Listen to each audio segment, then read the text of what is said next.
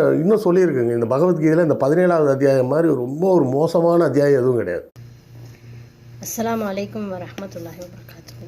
வரலாற்று ஆய்வாளர்கள் அப்படிங்கிறவங்க நம்மள மாதிரி கிடையாது. அவங்க நிறைய புத்தகங்களை படித்து ஆய்வு செஞ்சு அதனோட முடிவுகளை மக்களுக்கு சொல்கிறாங்க.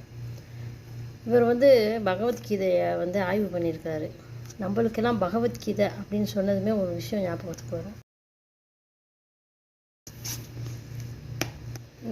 இந்த வாசகம் தான் எல்லாரும் வீட்லேயும் பார்த்தீங்கன்னா கலண்டர்லாம் போட்டிருப்பாங்க. ஒரு கதை இருக்குது. வாமன பரசுராம ஸ்ரீராம பலராம கிருஷ்ண கல்கியாக இறைவன் அவதரித்தாங்க. அதெல்லாம் நான் நம்பலை, நீங்கள் நம்புறீங்களோ என்னமோ. ஏன்னா கடவுளுக்கு எந்த தேவையில்லை மனுஷங்கிட்ட வாழ்ந்துங்கிறது. மனுஷனை படைச்சே கடவுள் தான். ஆனால் இந்த பகவத்கீதைக்கு பின்னாடி இவ்வளோ பெரிய மோசடியும் விஷயங்கள் இருக்குதுன்னு இன்றைக்கி தான் நானே தெரிஞ்சுக்கிட்டேன். ஒரு மரியாதை இருந்துச்சு கிருஷ்ணன் மேலே, அதுவும் இல்லாமல் போயிடுச்சு.